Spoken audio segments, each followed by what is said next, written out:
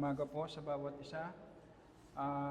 Sana po nakakatulong po sa ating daily devotion, ating ginagawang exhortation. Ang ginagawa po natin, binibigay natin yung konteksto, tapos yung konting application. So kapag babalikan nyo ito sa inyo pong daily devotion, alam nyo na yung konteksto, tapos pwede nyo pandagdagan yung mga applications. Kasi po, hindi po pwedeng mag-benefit tayo sa Word of God na hindi natin naintindihan yung konteksto. Hindi po pwede yung binabasa lang natin tapos hindi natin naunawaan. So ito po ang isang purpose ng ating short exhortation para turuan kayo, at the same time bigyan ko po kayo ng materials para sa inyong daily devotion. Sige po, magpapatuloy po tayo sa ating serye sa Roma para sa ating short exhortation. Roma chapter 5.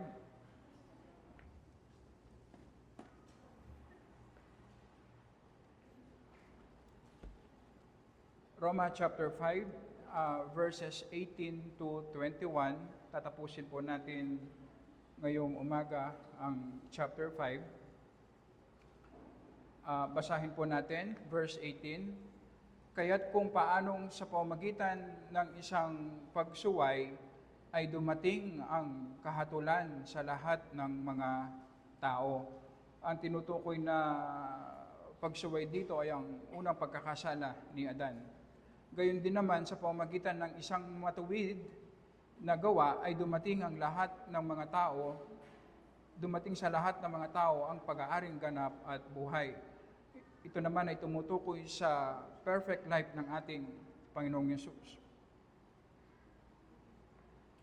19, sapagkat kung papaanong sa pamamagitan ng pagsuway ng isang tao, ang marami ay naging makasalanan. Gayon din sa pamamagitan ng pagsunod ng isa, ang marami ay magiging mga matuwid. Verse 20, sapagkat dumating ang kautusan na nagbunga ng pagdami ng pagsuway, ngunit kung saan marami ang kasalanan, ay lalong dumarami ang biyaya. Upang kung papaanong ang kasalanan ay naghari sa kamatayan, ay gayon din naman ang biyaya ay makapaghahari sa pamamagitan ng pagiging matuwid tungo sa buhay na walang hanggan sa pamamagitan ni Jesucristo na Panginoon natin. So magmula verse 12 hanggang verse 21 ng chapter 5 ng Romans, ito ay tugon ni Apostol Pablo para sagutin ang posibleng katanungan ng mga taong nakakarinig sa kanya na sa lawak ng pagpapala ng mabuting balita na ang isang makasalanan ay aring ganap at bigyan ng pag-asa, merong eternal life na naghihintay sa kanya, merong glory na naghihintay sa kanya. Ang isang posibleng tanong na gustong sagutin ni Apostol Pablo, sa pamamagitan lamang ba ng kamatayan ng isang tao, ang ating Panginoong Yesus, ay mareresolba ang maraming problema ng tao sa kasalanan? Matatanggap niya ang maraming blessings na ito sa pamamagitan lamang ng isang tao? At sinagot ito ni Apostol Pablo, una, verses 12 to 14. Ipinakita ni Apostol Pablo na ang Panginoong Yesus ay kamukha ng anyo ng unang Adan. Na nung nagkasala ang unang Adan, kasamang nagkasala ni Adan ang lahat ng mga tao dahil si Adan ang piniling pinuno ng Panginoon.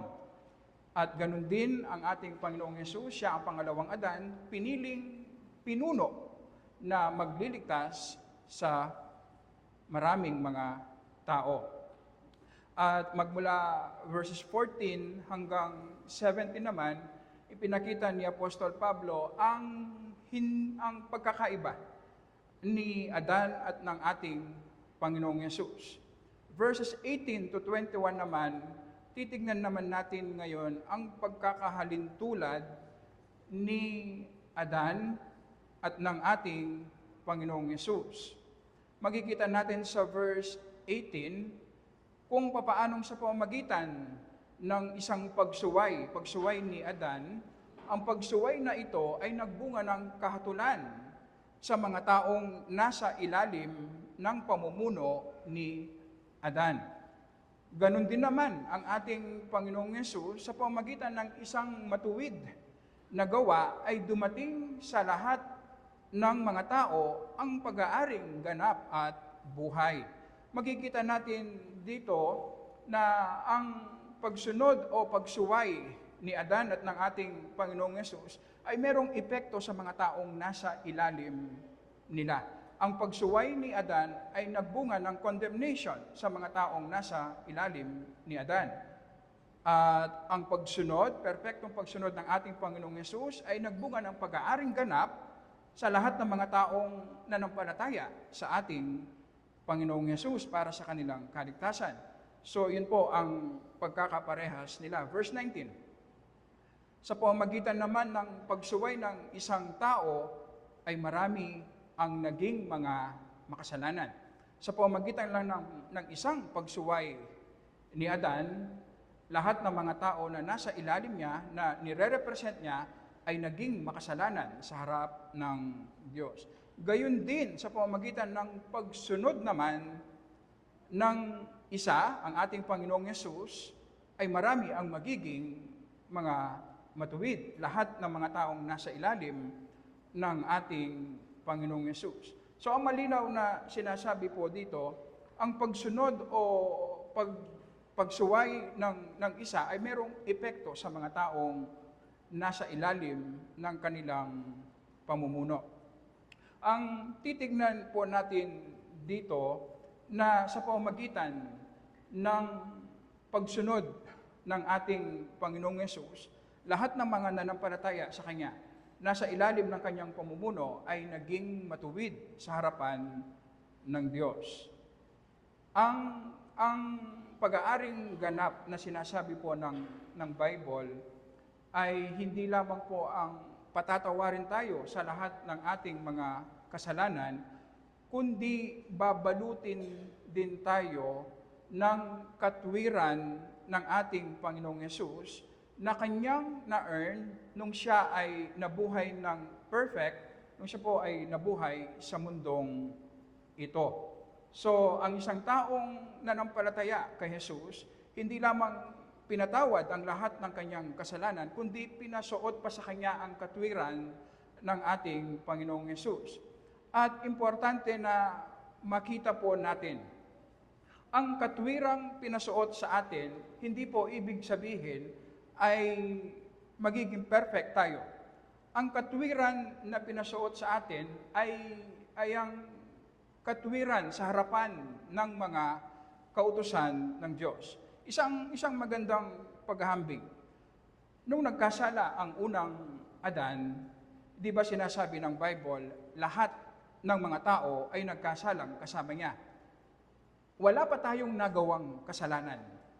Nasa tiyan pa lang tayo ng ating mga magulang, ay makasalanan na tayo.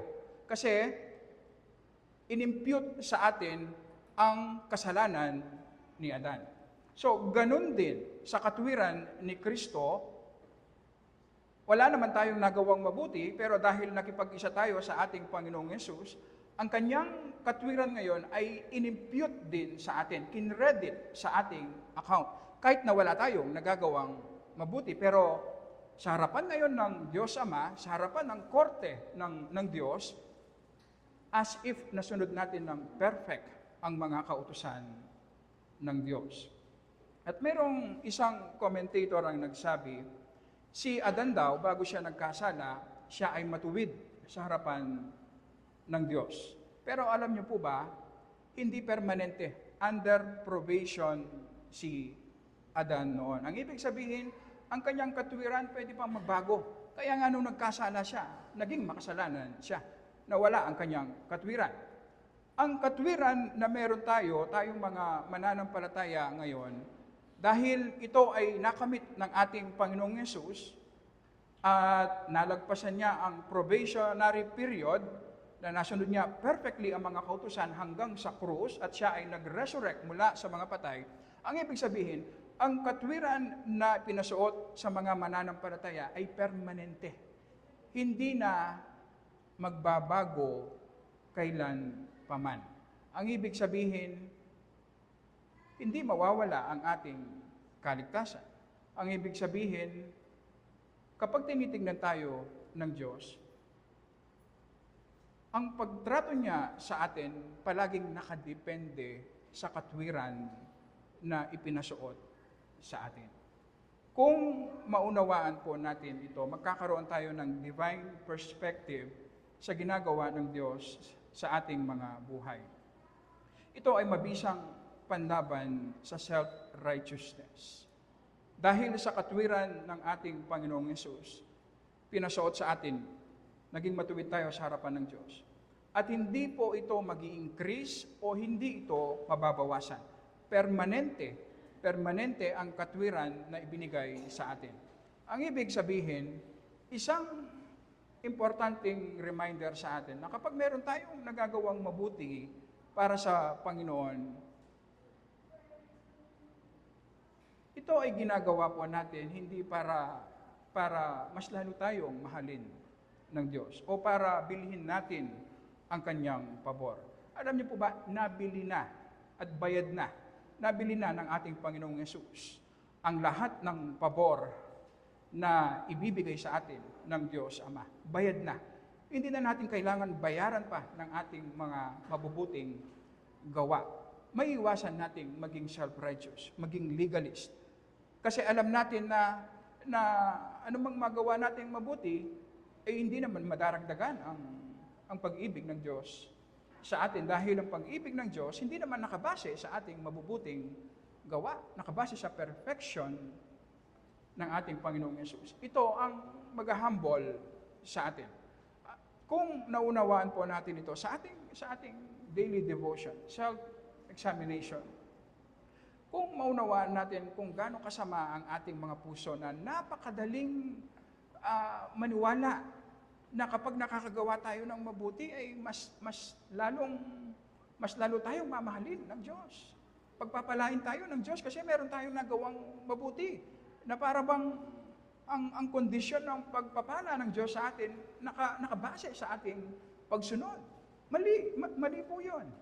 Kung naunawaan po natin ang ating mga puso, makikita natin ang matinding struggle sa atin na hindi natin naunawaan na tayo ay nakatayong matuwid na sa harapan ng Diyos dahil sa katwiran ng ating Panginoong Yesus. At kahit kailan, hindi magbabago yun.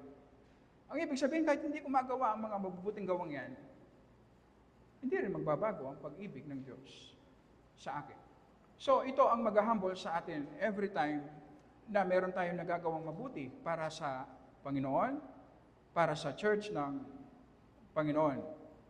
Ano man ang nagagawa nating mabuti ngayon ay dahil lamang sa biyaya ng Panginoon at para sa luwalhati ng Panginoon. Pangalawa, makikita natin ang application nito sa ating mga failures, sa ating mga kasalanan, sa ating mga hindi nagagawang mabuti. Ang temptation naman kapag tayo ay nag-fail, ay ma-discourage tayo. Kasi iniisip natin, wala tayong mayaharap na mabubuting gawa sa Panginoon. Nakikita natin ang ating mga paghihirap na para bang nagagalit ang Diyos sa atin. Para bang pinaparusahan tayo ng Diyos.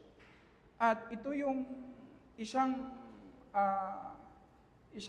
reality na nagpapahirap sa ating mga sufferings. 50% ng ating paghihirap galing po sa maling pangunawa na ang ating paghihirap ay galing sa galit ng Diyos sa atin. Dahil meron tayong hindi ginawang mabuti dahil hindi tayo sumusunod. Mali po yun at masisira tayo kung ganun po ang ating kaisipan. Kung ang pag-ibig ng Diyos sa akin ay nakadepende sa perfect righteousness na na-earn ng aking Panginoong Yesus, ang ibig sabihin, lahat ng nangyayari sa aking paghihirap ay galing sa pag-ibig ng Diyos. Ang ibig sabihin, merong mabuting layunin ang Diyos kahit sa aking mga pagkakasala, kahit sa aking mga kabiguan, kahit sa aking mga losses. Kasi iyon po ang tanging interpretation na possible kung naunawaan natin na tayo ay nakatayo sa harapan ng Diyos base sa katwiran ng ating Panginoong Yesus. At iyan po ay nagre-require ng malalim na meditation sa ating daily devotion upang matanggap natin at makarga natin ang mga paghihirap na ibinibigay ng Panginoon sa atin at mag-submit tayo willingly. At sa verse 20, sinagot ni Apostol Pablo ang possible scenario, possible question ng mga Hudyo. Merong dalawang pinuno na sinabi si Apostol Pablo, si Adan at ang ating Panginoong Yesus. Possible, sinasabi ng mga Hudyo, hindi ba pwedeng tatlo ang pinuno? Si Moses, ang mga kautusan ni Moses. Ano ba ang role ng mga kautusan ni Moses? At ito ang sinagot ni Apostol Pablo sa verse 20. Na ang pagdating ng mga kautusan ng Diyos sa pamamagitan ni Moses, ang purpose lang ay para mas lalong maging malinaw sa atin ngayon ang ating mga kasalanan. Hindi ba, bago pa dumating si Moses, bago pa ibinigay ang mga kautusan, sinasabi ni Apostol Pablo ay nagkakasala na tayo, meron ng guilt kasi built-in sa atin, na isulat sa ating mga puso ang mga kautusan ng Diyos. Kahit hindi pa naibigay formally ang mga kautusan, nagkakasala ang tao at alam niya nagkakasala siya sa harapan ng Diyos.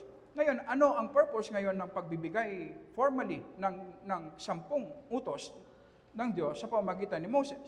Para mas lalong maging malinaw ngayon ang ating mga kasalanan. Ngayon, kapag nagkakasala ang tao, intentional siyang sumusuway sa kautusan ng Diyos kasi alam niya ang mga kautusan ngayon, na isulat na ang mga kautusan ng Diyos. Mas lalong bumibigat ngayon ang kasalanan sa harapan ng Diyos. Kaya tinatawag na transgression, intentional na pagsuway sa mga ibinigay na kautusan ng Diyos. At ang sabi ni Apostol Pablo, kung saan dumarami ang kasalanan, ay dumarami din ang biyaya ng Panginoon. At nakita natin ito sa mga nakaraan nating pag-aaral. Sa pamamagitan ng kasalanan ni Adan, isang kasalanan lamang, nagbunga ito ng maraming kasalanan sa atin. Kaya nung dumating ang pangalawang Adan, hindi lamang niya sinagot ang kasalanan ni Adan, pati ang lahat ng ating mga kasalanan ay sinagot din ng ating Panginoong Yesus. Binayad din ng ating Panginoong Yesus sa krus nung siya ay namatay. Ang ibig sabihin, ang lahat ng epekto ng kasalanan, sinagot ng gospel ng ating Panginoong Yesus. Hindi po eksakto yung sagot. Higit pa ang ibinigay sa atin. Kaya naman sa verse 21, kung dati, dahil sa ating mga kasalanan ay naghahari ang kamatayan, ngayon po, dahil sa ating Panginoong Yesus, sa kanyang buhay, kamatayan at muling pagkabuhay, naghahari ngayon ang katwiran na nagbubunga ng buhay na walang hanggan. Ang ibig sabihin po, nasa ilalim tayo ng biyaya ng Diyos. Ang ibig sabihin po, lahat ng kailangan natin bilang mga makasalanan upang magkaroon ng buhay na walang hanggan ay sinagot na ng ating Panginoong Yesus sa cross. Kailangan natin ng forgiveness, ibinigay na ng ating Panginoong Yesus. Kailangan natin ng katwiran, ibinigay na ng ating Panginoong Yesus. Kailangan natin ng kabanalan, nakamit na ng ating Panginoong Yesus. Gusto nating maging masaya, makaranas ng satisfaction, nakamit na ng ating Panginoong Yesus. Gusto natin ng bagong mundo, bagong langit, at bagong mundo, ibibigay, nakamit na ng ating Panginoong Yesus at ibibigay sa atin. Gusto natin ng bagong katawan, ibibigay sa atin sa susunod na buhay. Lahat ng ating kailangan ay nakamit na ng ating Panginoong Yesus. Ang kailangan lang natin gawin ay maranasan ito sa ating mga buhay. Nakamit na ng ating Panginoong Yesus ang ating sanctification. Pero bakit hindi natin nararanasan ang kabanalan sa ating mga buhay? Available ang power sa atin upang ipamuhay natin ang ating pananampalataya, maglingkod tayo sa Panginoon sa kabila ng maraming pagsubok. Bakit walang power sa ating buhay? Ang ibig sabihin, hindi po natin nararanasan. At ito ang malaking kulang sa ating mga mananampalataya. Ginagawa natin ang buhay pananampalataya na puros intellectual lamang. Na para bang kung alam natin ang mga katotohanan ito, ay okay na tayo. Hindi po. Ang purpose ng pag-aaral natin sa salita ng Panginoon ay para i-apply natin. At kailangan magkaroon tayo ng burden. At diyan po papasok ang ating daily devotion. Diyan po papasok ang ating meditation. Diyan papasok ang ating prayer life. Na meron tayong alam na katotohanan. Ang question, nararanasan ba natin? At kung hindi natin nararanasan, hindi ba ang normal na tugon natin? Mag-pray. Pero marami sa atin, kontento na sa pagkakaroon ng kaalaman. Pero walang power sa ating buhay. Ang ating kabanalan ay panlabas lamang. Hindi natin nararanasan ang power nito sa ating mga buhay. Ang malaking susi po dito ay ang ating daily devotion. Araw-araw, self-examination, minemeditate natin ang Word of God, at kung ano ang napapag-aralan natin, pinagpipray natin na i-apply ng Holy Spirit sa atin. At ang isang Kristiyano na aware siya sa katotohanan ito, alam niyo po ba, palagi siya nagpipray. Kailangan niya mag-pray. Kahit every Sunday, na Sabado pa lang, alam niya na mag-a-attend siya ng Sunday service. Maririnig niya ang Word of God. Ang concern niya ay tulungan siya ng Holy Spirit na maunawaan at the same time, i-apply sa kanyang buhay. Kaya naman habang nakikinig siya ng salita ng Panginoon, nagpipray siya, Panginoon, i-apply mo sa aking buhay ang katotohanan ito. Pagkatapos ng service, magme-meditate siya at magpipray. Kasi ang concern niya, i-apply sa kanyang buhay ang kanyang narinig na katotohanan. Hindi lang basta bigyan siya ng kaalaman sa kanyang isip. So ito po ang kailangan nating pag-aralan at i-remind sa ating sarili. Ang purpose ng kaalaman natin sa salita ng Panginoon ay para ipamuhay, maging godly, upang maranasan natin ang mga pagpapala na nakamit na ng ating Panginoong Yesus. Kung maranasan lamang natin ang Panginoon sa ating mga buhay, malaki ang pagkakaiba. Ang ibig sabihin, marami tayong namimiss na gustong ibigay sa atin ng Panginoon. At merong malaking epekto yan sa ating prayer life. Malaking epekto sa ating daily devotion. Kung gusto nating sukatin ang level ng ating spirituality, spiritual ba tayo o hindi? I-check mo ang iyong daily devotion. I-check mo ang iyong prayer life. Kung nagpipray ka lang formally, ang ibig sabihin hindi ka nagmamature, hindi ka nag-grow. Baka nagde-decline ka pa. So ang isang Kristiyanong nagmamature, makikita mo yan sa kanyang consistency sa prayer life. Alisin mo na ang lahat sa kanya, wag lang ang kanyang daily devotion sa Word of God. Hindi niya i-compromise yan. At ang relationship niya sa Panginoon, sa Word of God, buhay. Kapag binabasa niya ang Word of God, merong light. Tinutulungan siya ng Holy Spirit. At kapag kinakausap niya ang Panginoon, hindi yan formal lang. Nararamdaman niya ang Panginoon. Iyon ang tunay na paraan upang i-check natin ang ating spirituality. Ang ating daily devotion sa Word and Prayer. Tayo po ay manalangin. Panginoon, nagpapasalamat po kami sa aming Panginoong Yesus. Sa aming mga sarili, hindi po namin kayang iligtas, Panginoon, ang aming mga sarili. Ang deserve namin ay impyerno. Pero dahil sa iyong saganang biyaya, Panginoon, nagpadala ka ng pangalawang Adan ng aming Panginoong Yesus. Siya ang sumunod ng perfect sa iyong mga kautusan.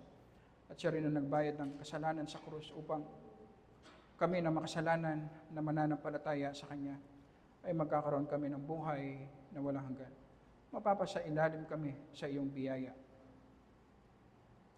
Tulungan mo po kaming mag-rejoice, magpasalamat, Panginoon, sa katotohanan ito. Mapuno ng gratitude ang aming mga puso. At tulungan mo rin kami, Panginoon, kung ano ang ibig sabihin na kami nakatayo sa iyong harapan, suot-suot ang katwiran ng aming Panginoong Yesus. Ang iyong pag-ibig sa amin ay nakadepende sa perfect righteousness ng aming Panginoong Yesus. Tulungan mo po kaming maunawaan ito, Panginoon, na sa maraming ginagawa naming mabuti, Panginoon, ma-remind kami at ma-humble kami, Panginoon, na hindi namin kayang bayaran o bilhin ang iyong pabor. Hindi namin kayang dagdagan ang iyong pag-ibig mo sa amin. Ang iyong pag-ibig ay nakadepende lamang sa perfect righteousness ng aming Panginoong Yesus. At anuman ang nagagawa naming mabuti, Panginoon, galing yun sa iyong biyaya, kilos ng iyong Holy Spirit. At yun ay para sa iyong glory lamang, Panginoon.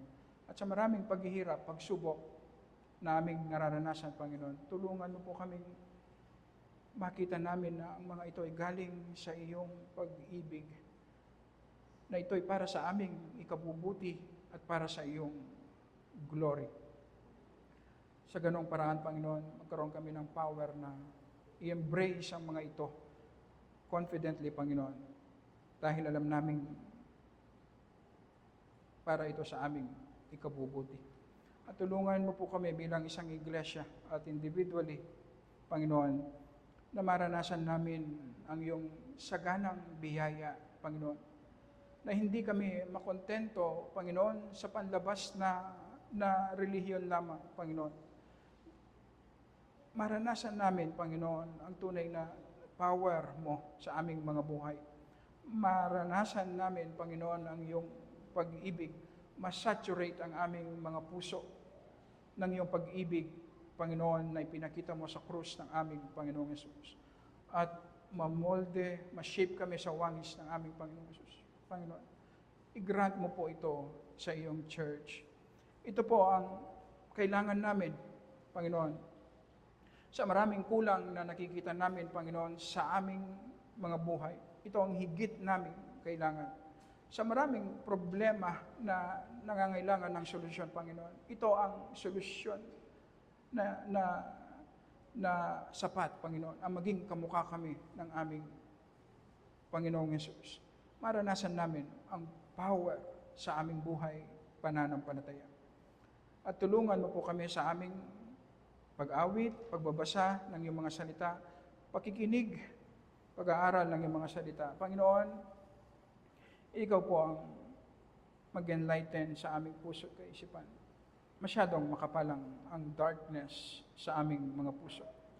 Tanging ang iyong Holy Spirit lamang, Panginoon, ang may power na i-penetrate ang aming mga puso. Ipaunawa at i-apply sa aming mga buhay ang iyong mga katotohanan, Panginoon. At gawin mo po ito, Panginoon, para sa luwalhati lamang ng iyong pangalan. Amen. Amen.